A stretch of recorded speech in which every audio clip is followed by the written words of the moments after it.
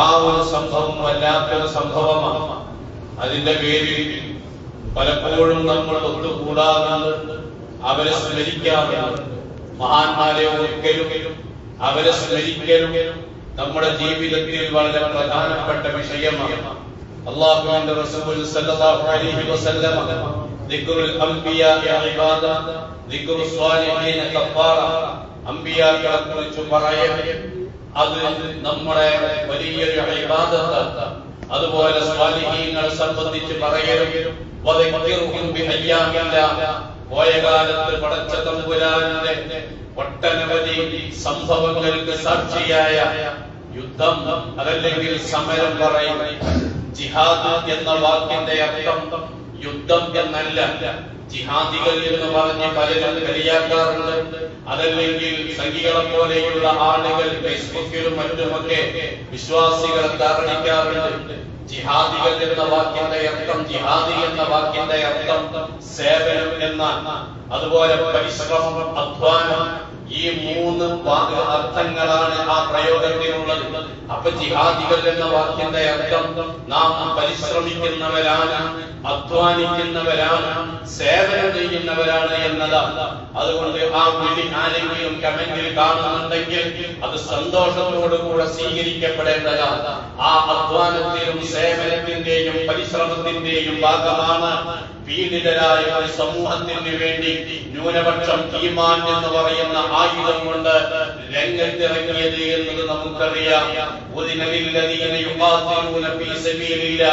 അങ്ങോട്ട് പോയി അറ്റാക്ക് ചെയ്തതോ അതല്ലെങ്കിൽ രക്തക്കൊലി മൂർത്തി മർദ്ദിതരുടെ അങ്ങേറ്റം ചെന്നുകൊണ്ട് ആക്രമിച്ചതോ അല്ല, മറിച്ച് മർദ്ദിതരായി എന്നുള്ളതിന്റെ പേരിലാണ്. മർദ്ദിതരായി എന്നുള്ളതിന്റെ പേരിലാണ് പ്രിയപ്പെട്ട സഹോദരന്മാരെ അല്ലാഹു തആല യുദ്ധത്തിന് വേണ്ടിയുള്ള അനുമതി നൽകുന്നത്. അല്ലദീന മുഖരിജൂ മിൻ ദിയാരിഹിം, വീട്ടിൽ നിന്ന് ആട്ടിയോടിക്കപ്പെടുകയും സ്വന്തം തോട്ടും സ്വന്തം സ്ഥലവും സ്വന്തം മസറ്റും സ്വന്തം സമ്പാദ്യവും എല്ലാം ഇട്ടുകൊണ്ട് പോവേണ്ട ഒരു അവസ്ഥ വരികയും സ്വസ്ഥമായി താമസിക്കാൻ അവസ്ഥയില്ലാത്ത രംഗം നിങ്ങൾ ആലോചിച്ചു നോക്ക്. ബഹുമാനപ്പെട്ട സുമയ്യ റളിയല്ലാഹു അൻഹ അല്ലാഹുവിന്റെ റസൂലിനെ വിശ്വസിച്ചു എന്നുള്ളതിന്റെ പേരിൽ രണ്ട് ഒട്ടകത്തെ രണ്ട് ദിശയിലേക്ക് തിരിച്ചു നിർത്തി. ഒരൊട്ടകത്തിന്റെ പിൻകാലിൽ വലതുകയും ഒരു ഒട്ടകത്തിന്റെ പിൻകാലിൽ ഇടതുകയും വെച്ച് ഒരു ഒട്ടകത്തെ അങ്ങോട്ടും ഒരു ഒട്ടകത്തെ ഇങ്ങോട്ടും ധരിച്ച് രണ്ട് പിളർപ്പായി കൊലപ്പെടുത്തിയ ഇസ്ലാമിന്റെ ആദ്യത്തെ രക്തസാക്ഷി വനിത മഹാനായ മഹദിയായ ബഹുമാനപ്പെട്ട മഹദിയായ സുമയ്യ റളിയല്ലാഹു അൻഹ. ആ മഹദി മുതൽ ബഹുമാനപ്പെട്ട യാസിർ റളിയല്ലാഹു അൻഹു മുതൽ ഒരുപാട് ആളുകൾ പീഡിക്കപ്പെട്ട സംഭവം ഉണ്ടായി. ബഹുമാനപ്പെട്ട ബിലാൽ റളിയല്ലാഹു അൻഹുവിനെ 20,000 ദീനാർ കൊടുത്തുകൊണ്ട് അബൂബക്കർ സിദ്ദീഖ് റളിയല്ലാഹു അൻഹു ഇന്നത്തെ വാല്യൂ കണക്കാക്കുകയാണെങ്കിൽ ഏകദേശം 75 കോടി രൂപയുടെ സ്വർണം കൊടുത്തുകൊണ്ട് സിദ്ദീഖ് റളിയല്ലാഹു അൻഹു മോചിപ്പിച്ചത് ബിലാൽ റളിയല്ലാഹു അൻഹു അനുജനായതിന്റെ പേരിലല്ല, ഒരു ഉമ്മയുടെ വയറ്റിൽ പ്രസവിച്ച് ഒരുമിച്ച് താമസിച്ചു എന്നുള്ളതിന്റെ പേരിലല്ല, മറിച്ച് നീഗ്രോക്കാരനായ ഏതോ നാട്ടുകാരനായ എത്തോപ്യക്കാരനായ ബഹുമാനപ്പെട്ട ബിലാൽ റളിയല്ലാഹു അൻഹുവിന്റെ നെഞ്ചിൽ ഒരു വലിയ ചുട്ടപ്പാറ വെച്ചുകൊണ്ട് ഉമയ്യത്ത് ഇങ്ങനെ അടിക്കുന്നത് കണ്ടപ്പോഴാണ് ഉമയ്യത്ത് എന്തിനാണ് അല്ലാഹുവാണ് ഏറ്റവും വലിയവൻ എന്ന് പ്രഖ്യാപിച്ചതിന്റെ പേരിലാണോ ഈ പാവപ്പെട്ടവരെ പീഡിപ്പിക്കുന്നത് എന്ന് ചോദിച്ച് ബിലാൽ റളിയല്ലാഹു അൻഹുവിനെ മോചിപ്പിച്ചു.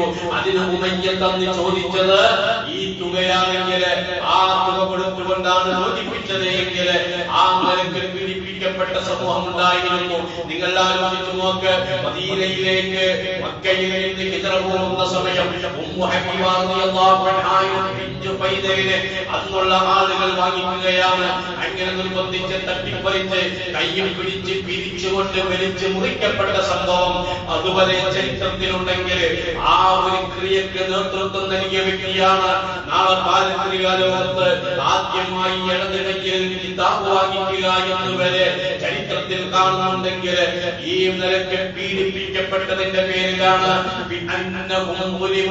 അവരെ പീഡിപ്പിക്കപ്പെട്ടതിന്റെ പേരിലാണ് അല്ലാഹു തആല യുദ്ധം അനുവദിച്ചത് എങ്കിൽ ചിലരെ കൊണ്ട് പ്രതിരോധിച്ചിട്ടില്ല ഉണ്ടായിരുന്നുവെങ്കിൽ പള്ളികൾ തകർക്കപ്പെടും. ആദ്യമായി പറഞ്ഞത് ഇതര മതത്തിലുള്ള ആരാധനാലയങ്ങളാണ്. ഒരു വിഭാഗത്തെ തടഞ്ഞു വെച്ചിട്ടില്ലായിരുന്നുവെങ്കിൽ, പ്രതിരോധിച്ചിട്ടില്ലായിരുന്നുവെങ്കിൽ ക്രിസ്തീയ ആളുകൾ ആരാധിക്കുന്ന ആരാധനാലയങ്ങൾ ഇവിടെ പൊളിപ്പിക്കപ്പെടുമായിരുന്നു. ജൂതന്മാർ ആരാധിച്ചിരുന്ന ജൂതകേന്ദ്രങ്ങൾ പൊളിപ്പിക്കപ്പെടുമായിരുന്നു. സംഘടനത്തിന്റെ പേരിൽ അല്ലാഹുവിന് സുജൂദ് ചെയ്യുന്ന പള്ളികൾ പൊളിക്കപ്പെടുമായിരുന്നു. അതില്ലാതിരിക്കാൻ വേണ്ടിയാണ് അല്ലാഹു റബ്ബുൽ ഇസ്സത്ത് ധർമ്മസമരം ഇവിടെ അനുവദിച്ചത് എങ്കിൽ, പ്രിയപ്പെട്ട സഹോദരന്മാരെ, ആദ്യ സംഘടനം നടക്കുന്നത് റാബത്ത് എന്ന് പറയുന്ന പ്രദേശത്താണ്.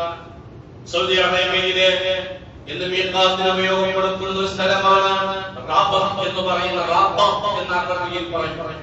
ആ റാബത്ത് എന്ന് പറയുന്ന പ്രദേശത്ത് 110 മുഅ്മിനീങ്ങളും 1000ഓളം ശത്രുക്കളും ഒരു ഏറ്റുമുട്ടൽ നടന്ന വാദ്യമായിട്ട്.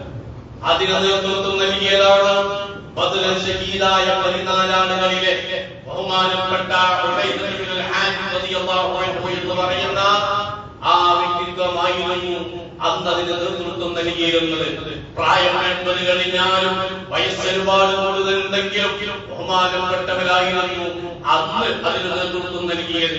അങ്ങനെ ഇവർക്ക് നേരെ തിരിച്ചുവാഞ്ഞെടുത്ത അന്ന് അബൂ സുഫിയാൻ എന്ന് പറയുന്നവർ എതിർകക്ഷിയില. ആ അബൂ സുഫിയാൻ എന്ന് പറയുന്നവർ ഇവർക്കെതിരെ ഔപാഞ്ഞെടുക്കുന്ന സമയമാണ് ബഹുമാനപ്പെട്ട സഅദ് ബിൻ അബീ വഖാസ് അവ്വലു മൻ റമാ ഫിൽ ഇസ്ലാം, ആദ്യമായി ഇസ്ലാമിൽ മറ്റൊരു ശത്രുപക്ഷത്തിന് നേരെ അമ്പെയ്ത വ്യക്തിത്വം എന്ന പേരുള്ളവരാണ് സഅദ് ബിൻ അബീ വഖാസ് റളിയല്ലാഹു അൻഹു എന്ന് പറയുന്ന മഹാൻ. ആ സഅദ് റളിയല്ലാഹു അൻഹു ആണ് ആദ്യമായി കൊണ്ട് ആയുധം പ്രയോഗിച്ചത് എങ്കിൽ, ആ ആയുധം പ്രയോഗിച്ചത് ബഹുമാനപ്പെട്ട പിന്നീട് സഹാബിയായ അബൂ സുഫിയാൻ റളിയല്ലാഹു അൻഹുവിന്റെ പിന്നിലുള്ള അമ്പിന്റെ സെഞ്ചിക്കായിരുന്നു. അങ്ങനെ അത് താഴെ വീഴുകയും പിന്നീട് കാലിനമ്പയുകയും അങ്ങനെ പിന്തിരിഞ്ഞോടുകയും ചെയ്തു എന്നുള്ളതാണ് ചരിത്രം. അങ്ങനെ ഒരുപാട് സംഭവങ്ങൾ, ആദ്യം ചെറിയ ചെറിയ സംഭവങ്ങൾ നടന്നു. എന്റെ പ്രിയപ്പെട്ട സഹോദരന്മാരെ, അങ്ങനെ പിന്നീടാണ് ഈ വിശ്വാസികളുടെ സ്വർണവും വെള്ളിയും തോട്ടവും അതുപോലുള്ള മുഴുവനും കൈക്കലാക്കി വിശ്വാസികളെ എല്ലാം നിരക്കും കൊലപ്പെടുത്താൻ വേണ്ടി ഒരു വിഭാഗം വരുന്നുണ്ടെന്നറിഞ്ഞപ്പോ വിശ്വാസികളെ പ്രതിരോധിക്കാൻ വേണ്ടി 300 ചില്ലാനം ആളുകൾ 400 ചില്ലാനം ആളുകൾ പുറപ്പെട്ടു. ആ പുറപ്പെട്ടതിൽ കുറച്ചാളുകൾ മടങ്ങി, 3 ആളുകൾ പാമ്പുകടിയേറ്റ് മരണപ്പെട്ടു. ചില ആളുകൾ മദീനയിൽ തന്നെ കാവലിൽ നിർത്തി. ബാക്കി 366 ആളുകളാണ് ബദർ രണാങ്കണത്തിൽ എത്തപ്പെടുന്നത്. ആ 366 ആളുകളിൽ 313 ആളുകൾ ധർമ്മസമരത്തിനായിരുന്നു. വേറെ ചില പ്രായമായവരും കുട്ടികളും അതുപോലെ വികലാംഗരായ ആളുകളും ഇവർക്ക് വേണ്ട ഹിദ്മയിലായി മുഴുകിയിരുന്നു.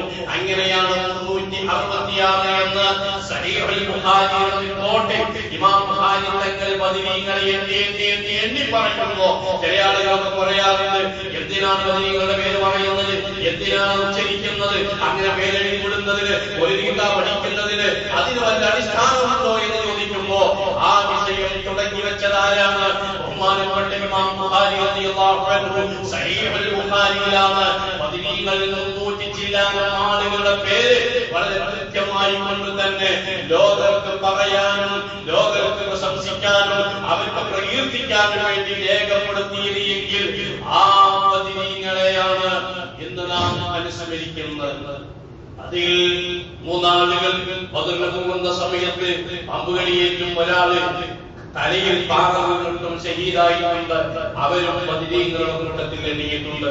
അതിലേക്ക് പോകുന്ന സമയത്ത് നബി തങ്ങളുടെ മകൾ ഉസ്മാൻ റളിയല്ലാഹു അൻഹുവിന്റെ ഭാര്യ വളരെയധികം ഷഹീദയാണ്, സന്ദർഭിക. അവരെ ചെയ്യാൻ വേണ്ടി ഉസ്മാൻ റളിയല്ലാഹു അൻഹു മദീനയിൽ നിന്നെങ്കിലും ആ മദീനയിൽ നിന്നാലും ബദരീങ്ങളുടെ പേരിൽ അവരെയും എണ്ണിയിട്ടുണ്ട്. ആ നിരക്കാൻ പ്രിയപ്പെട്ട സഹോദരന്മാരെ, അങ്ങനെ അവിടെ രണാങ്കണത്തിൽ ഒരുപാട് സംഭവങ്ങൾ നടന്നു. അതെല്ലാം നമുക്കറിയാവുന്നതാണ്. എപ്പോഴും കേൾക്കാവുന്നതാണ്. അതിനെ സംബന്ധിച്ചൊന്നും ഇപ്പോൾ വിശദീകരിക്കുന്നില്ല. ഏതായാലും ആ വിജയം വല്ലാത്ത വിജയമായിരുന്നു. എന്താണ് വിജയിക്കാനുള്ള കാരണം? ഒന്ന്, അല്ലാഹുവിനെ തവക്കുലാക്കി എന്നതാണ്. അതാണ് തവക്കുൽ plus action equal to success. വിജയം കൈവരിക്കാൻ വേണ്ടത് അല്ലാഹുവിനെ തവക്കുലാക്കലാണ്. അതോടുകൂടെ കൃത്യമായ പ്ലാനിങ്ങോടുകൂടെയുള്ള ആക്ഷൻ പ്ലാനുമാണ്. മറ്റൊന്ന് കടകളഞ്ഞ ഈമാനാണ്. മറ്റൊന്ന് ഉറച്ചു നിൽക്കുക എന്നതാണ്. 14 ശുഹദാക്കളിൽ അവിടത്തേക്ക് വിട്ടുകിട്ടിയപ്പോ അവിടുന്ന് പറഞ്ഞത് എന്റെ പേര് മെഹജാണെങ്കിൽ ഞാൻ എന്റെ റബ്ബിലേക്കാണ് പോകുന്നത്, എനിക്ക് വിജയമാണ് വേണ്ടത് എന്നവിടുന്ന് നടത്തിയിട്ടുണ്ടെങ്കിൽ ആ 14 ശുഹദാക്കൾ 13 അവിടെയാണ്.